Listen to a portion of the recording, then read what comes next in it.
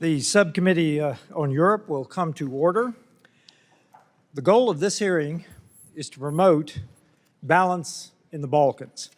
It is my hope that perhaps members on both sides of the aisle can agree on the common goal of serving U.S. interests as we seek to promote balance in this region, prosperity for its citizens, and deterrence of future conflicts. Excluding Russian aggression against Ukraine, the Western Balkans remains the most unstable region in Europe.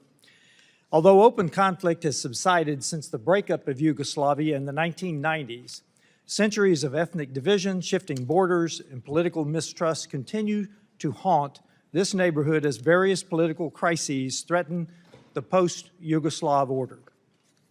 Case in point, Serbia's unresolved relationship with Kosovo is one of the core drivers of regional instability that has created a strategic fault line that enables Russia's ability to undermine the EU and NATO's ability to empower the Balkan countries. The 2023 ORID agreement between Serbia and Kosovo, intended to de-escalate immediate tensions and revive past agreements, has stagnated. Kosovo's election crisis has exacerbated this situation as a result of the Republic's failure to form a government following its February 25 election, causing Kosovo's current preparation for another snap election on December 28th.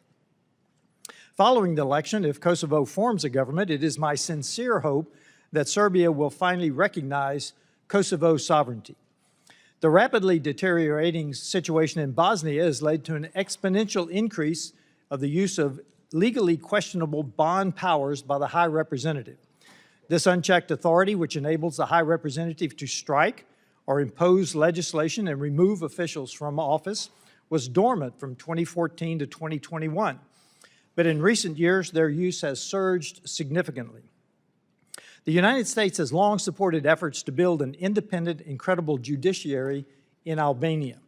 After 10 years of implementation, however, it is appropriate to re-examine whether justice reform is functioning as intended and delivering impartial justice for the Albanian people. It should be concerning to all that the national case backlog has expanded from roughly 16,000 cases at the start of the reform to an estimated 200,000 today, leaving citizens waiting 8 to 15 years to receive a final ruling. Such delays undermine the rule of law, public trust, and due process. Daily life in the Western Balkans is marked by both a declining and aging population. Like many other parts of Europe, there is an exodus of those who are skilled and educated. Illegal immigration is rampant. Unemployment and poverty rates are rising dramatically. These factors are negatively impacting the rule of law, promoting organized crime, money laundering, and corruption. Perhaps the most persistent and pressing challenge continues to be the region's deeply rooted ethno-religious divisions. In Bosnia, some observers believe that the Dayton Peace Accord's political system is exacerbating the ethnic divides as opposed to their intended role of bridging the gap. Neighboring Kosovo, on the other hand, has in place specific protections for minorities that exceed those of its EU counterparts. Kosovo fears Serbian leverage in the Association of Serb Majority Municipalities, the so-called ASM, and has not fully implemented ASM policies. Just across the border in southern Serbia, widespread reports of passivation of the Preševo Valley are well documented by multiple sources, claiming that there is a concerted effort underway to rid the valley of ethnic Albanians. Indeed, America's adversaries are actively exploiting vulnerabilities like passivation while engaging in hybrid warfare that is adding to the instability of the region. The Chinese Communist Party has exerted its influence by conducting military drills and sending weapons to Serbia. In addition, the CCP continues to strike economic deals across the region as part of a specific effort to cultivate its malign apparatus and exploit corruption in the Western Balkans. Iranian state cyber actors known as Homeland Justice have repeatedly launched cyber attacks Albania for hosting dissidents of the regime. In fact, an attack last summer temporarily paralyzed the municipal services of Albania's capital city, Tirana. I also want to make a brief moment to congratulate the people of Albania on their recent Independence Day and reaffirm our strong partnership anchored in shared values in our NATO alliance. Russia is also influencing growing tensions through Bosnia's Republika Srpska and Serbia.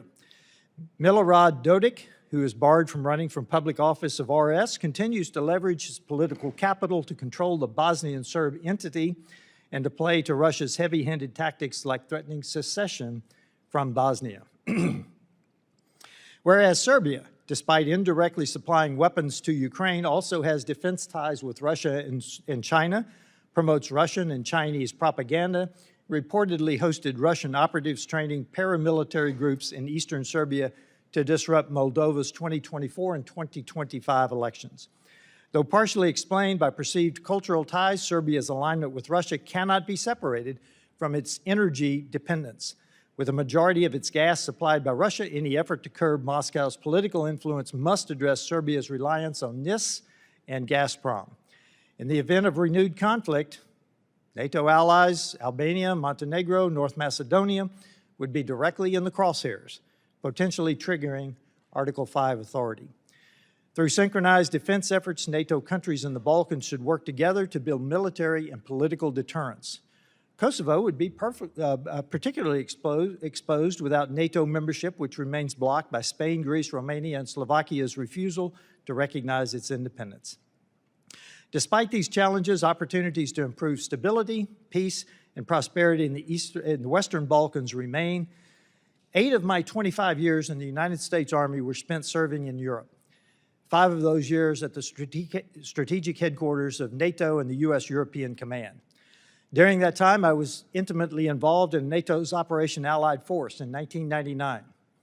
I have firsthand experience helping ensure peace and stability in this important region, yet all those years later, the Western Balkans remain a tinderbox.